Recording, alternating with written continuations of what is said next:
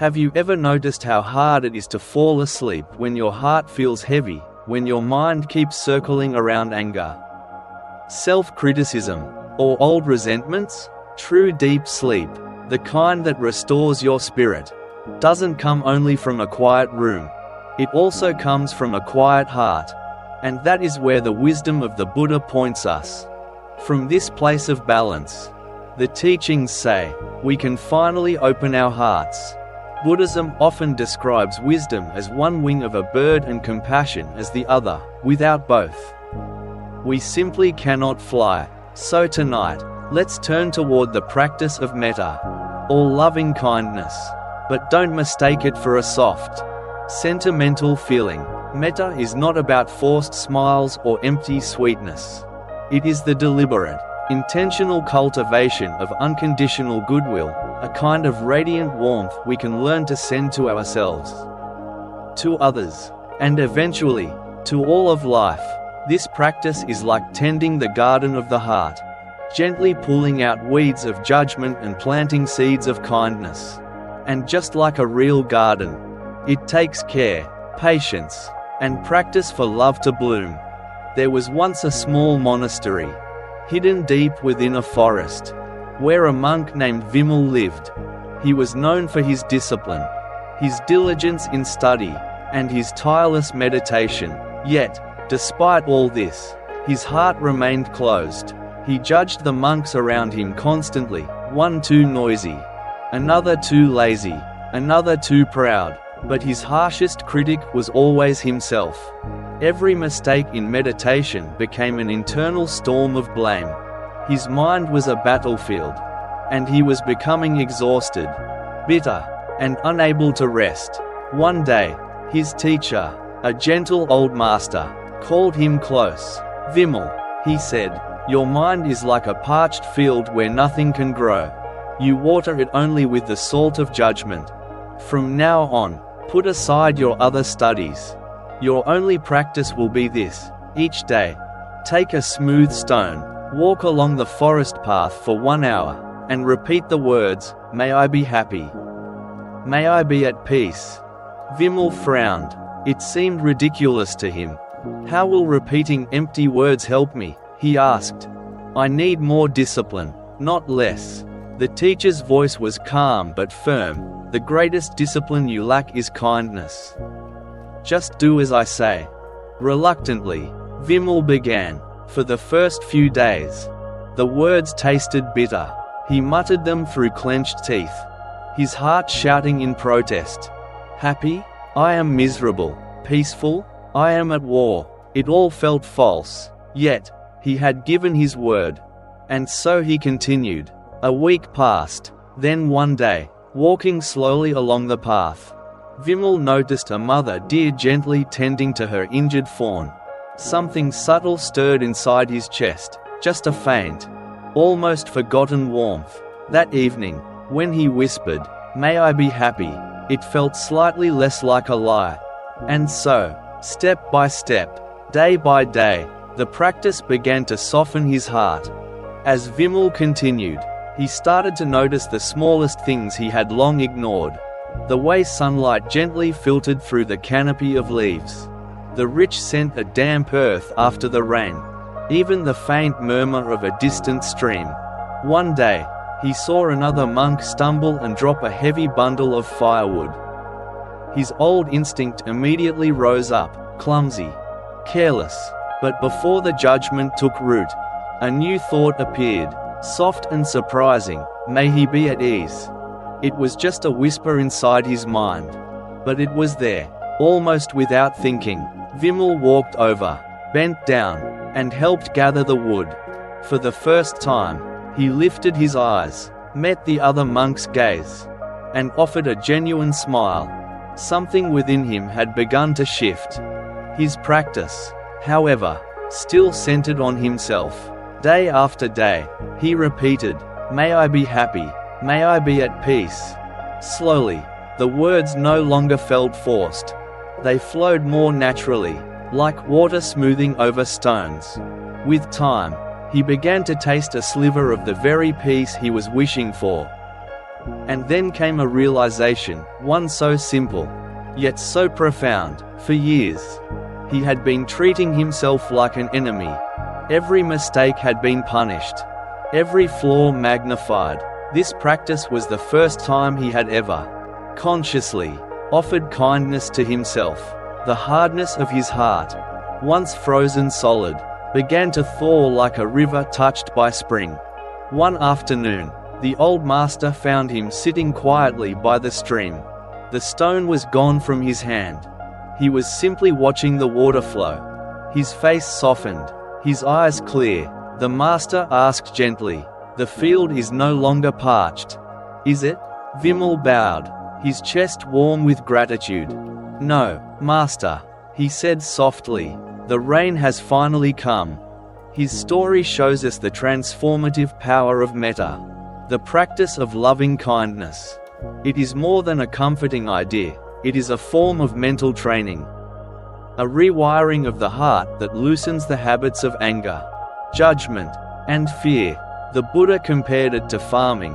Just as a farmer tills the soil to prepare for crops, we can cultivate our hearts to grow love, compassion, joy, and equanimity. And loving kindness is the foundation, the sincere wish for the well-being of another, offered freely, with no strings attached. It is a love that knows no conditions, no limits.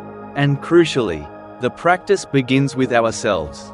This is not selfish. How can we pour from an empty cup? How can we give to others what we refuse to give to ourselves?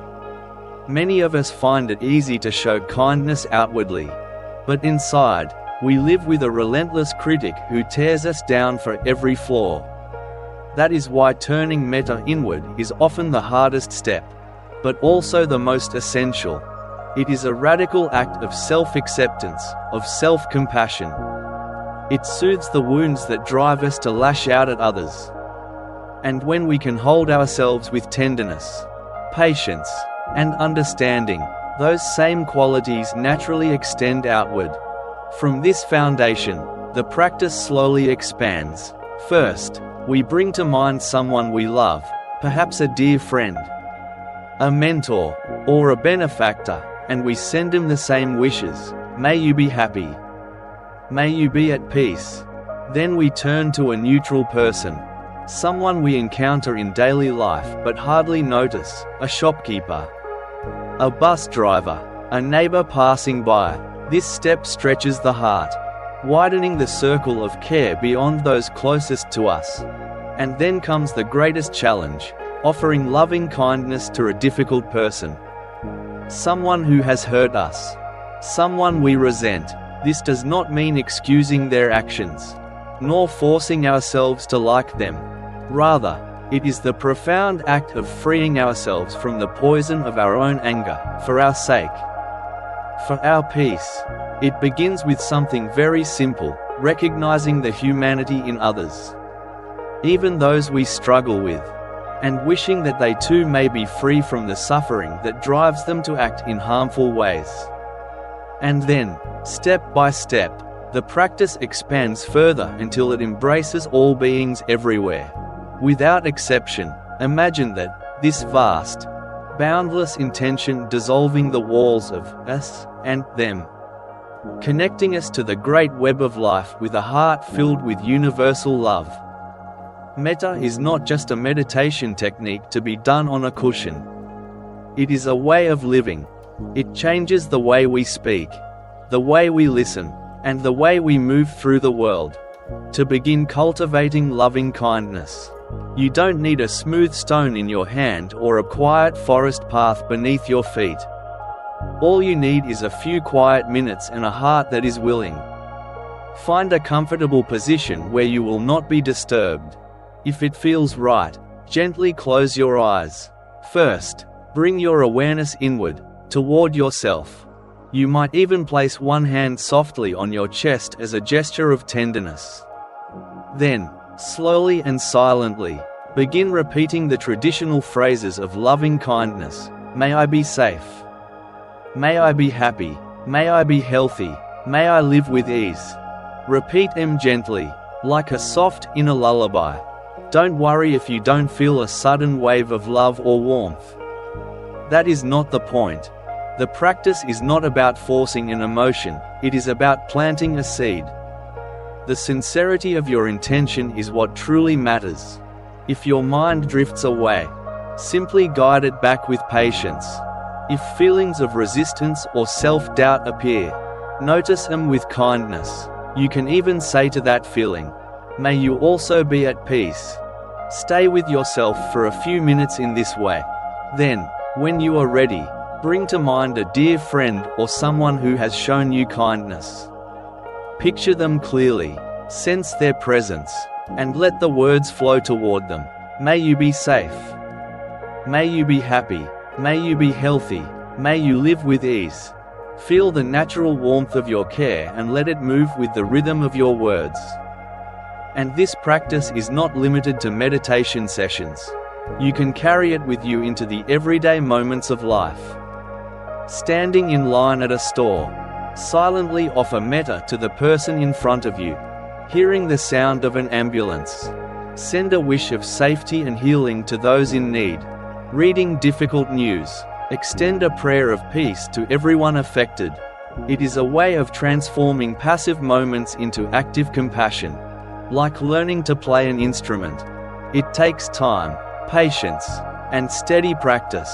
Some days your heart will feel wide open, overflowing with warmth.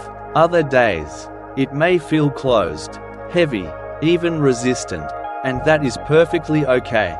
What matters most is showing up, again and again.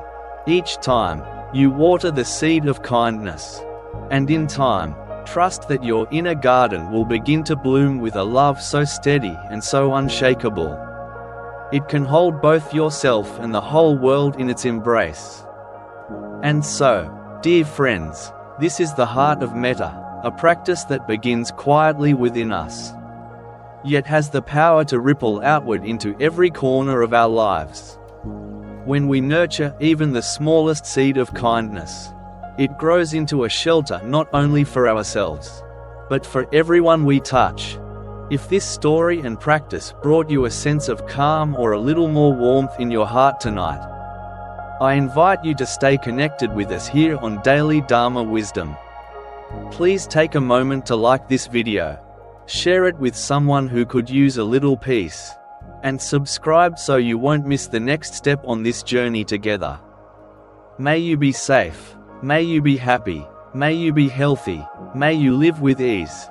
Until we meet again, may your heart rest gently, and may your sleep be deep and healing. There was a time when I was so harsh with myself. If I messed up at work or said something wrong, I would replay it in my head again and again, like a broken record. I thought being hard on myself would make me better. But instead, it just made me tired, bitter, and restless at night. Then I discovered Metta meditation. At first, it felt silly, repeating words like "May I be happy, may I be at peace." Honestly, I didn't believe them, but the more I practiced, the more I felt something soften inside.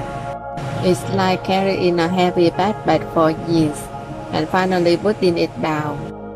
Now, I see metta as a daily practice of kindness, not just for others, but for myself. Because if I cannot treat myself with compassion, how can I truly offer grace to anyone else?